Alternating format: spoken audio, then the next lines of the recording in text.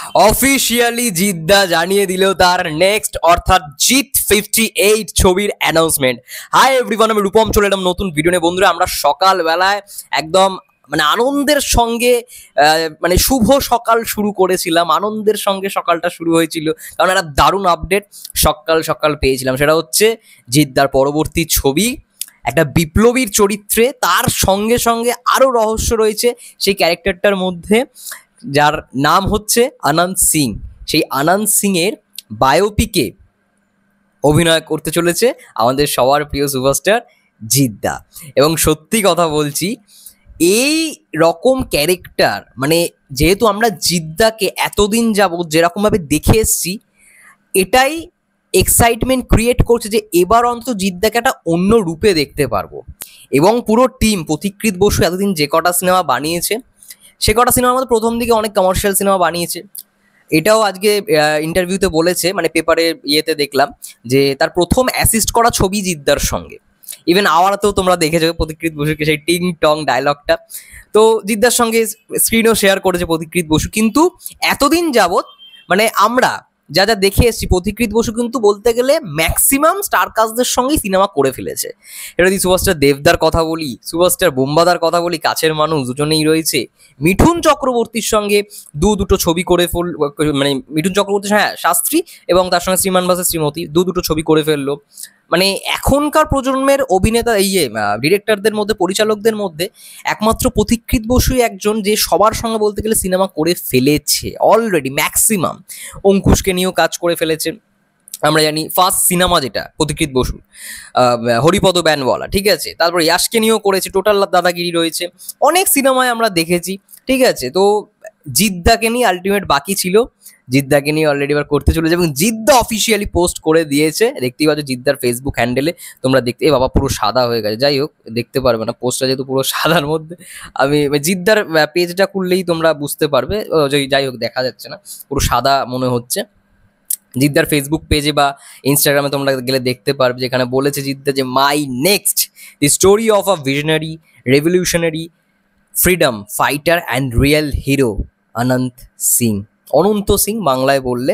এবং ছবিটা প্রডিউস করছে নন্দী মুভিজ, প্রদীপ কুমার নন্দী। কিছুদিন আগেই তাদের একটা সিনেমা এসেছিল মৈনাক ভৌমিক পরিচালিত ভাগ্যলক্ষ্মী, জানি না সিনেমাটা কেমন চলেছে, চলেনি বলতে গেলে। তো তার সঙ্গে সঙ্গে জিদ্দার প্রোডাকশনও কিন্তু থাকে। জিদ্দার প্রোডাকশন কিন্তু আমি ভেবেছিলাম থাকবে না, কিন্তু দেখলাম আছে কো প্রোডাকশন হিসেবে।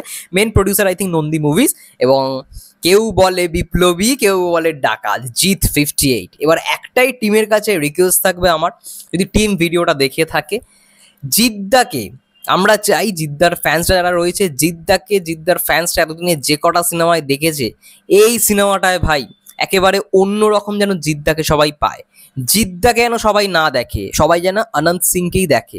যেরকম খাকিতে আমরা দেখেছি জিদ্দার ক্যারেক্টারটা ঠিক যেরকম ছিল অর্জুন মৈত্র, আমরা জিদ্দাকে চাই না, আমরা চাই অর্জুন মৈত্র, বা যে ক্যারেক্টারটা করছে জিদ্দা, যেই সিনেমার সঙ্গে এতদিন যাবো যেগুলো করে এসছে জিদ্দা, যেই সমস্ত ক্যারেক্টার, সেই ক্যারেক্টারগুলোর সঙ্গে কোনো মিল না থাকে, এটাই চাই। এটাই ডিরেক্টোরিয়াল টিমের কাছে রিকোয়েস্ট, যে একেবারে যেন নতুন রকম কোনো চরিত্র আমরা জিদ্দাকে দেখতে পাই, এবং সেই চরিত্রটাই যেন আমাদের সামনে থাকে।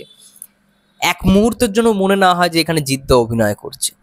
For the first time Jidda বিপ্লবীর একটা ক্যারেক্টার করছে, এবং ক্যারেক্টারটার মধ্যে অনেক রকম টুইস্ট অ্যান্ড টার্ন কিন্তু থাকতে চলেছে, যেটুকানি পড়ে জানলাম। এবং চট্টগ্রাম অস্ত্রাগার লুণ্ঠন ইতিহাসের পাতায় অনেকে পড়েছে, এবার সেটাকে কিন্তু খুব একটা ফোকাস করা হবে না। তার পরবর্তী যে ঘটনাটা, ওই ঘটনাটার পর থেকে, জেল থেকে বেরিয়ে আসার পরে মাস্টারদা সূর্য সিংহ সেই চট্টগ্রাম অস্ত্রাগার লুণ্ঠনে ছিল, তারপরে কি হয় অ্যাকচুয়ালি সেই ঘটনাটাই কিন্তু দেখাবে। তার জন্য বলা, কেউ বলে বিপ্লবী, কেউ বলে ডাকাত, ওই ডাকাতির মেন জিনিসটাকেই বেশি আই থিঙ্ক ফোকাস করা হবে।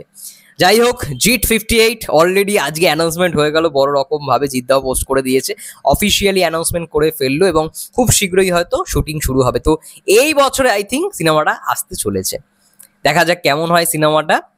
যদি সমস্ত কিছু ঠিকঠাক থাকে, এই বছরে হয়তো শেষের দিকেই সিনেমাটা আসতে পারে, দেখা যাক, হোপ ফর দ্য বেস্ট। এবং আমাদের কমিউনিটি থেকে অরিত্রদা এই সিনেমার স্ক্রিন প্লে রাইটিং করছে, তার সঙ্গে সঙ্গে অর্পণ গুপ্তও রয়েছে, তাদের জন্য অনেক অনেক শুভকামনা থাকলো। ভালো রকমভাবে তারা লিখছে, আমরা সেটা বুঝতেই পেরেছি কয়েকটা সিনেমাতে। খুব মানে চর্চা হয়েছে তাদেরকে নিয়ে, খুব ভালো লিখছে অরিত্রদা, এটার জন্য আমরা সত্যিই খুব প্রাউড ফিল করছি। এবং এটা আরও বড় প্রাউড একটা মোমেন্ট যে অরিত্রদা জিদ্দার সিনেমায় কাজ করছে। যাই হোক, এটাই বলবো, অলরেডি জিদ্দা বলে দিয়েছে, কেউ বলে বিপ্লবী, কেউ বলে ডাকাত, অলরেডি পোস্ট করে দিয়েছে। এবার দেখা যাক কবে কি শুটিং শুরু হয়। খুব শীঘ্রই হয়তো মহরত হবে, আমরা সেই ফটো আমরা দেখতে পারবো খুব শীঘ্রই। যাই হোক, তোমাদের কি মন্তব্য অবশ্যই কমেন্ট করে জানাও। ততক্ষণের জন্য সবাই ভালো থেকো, সুস্থ থেকো, টেক কেয়ার।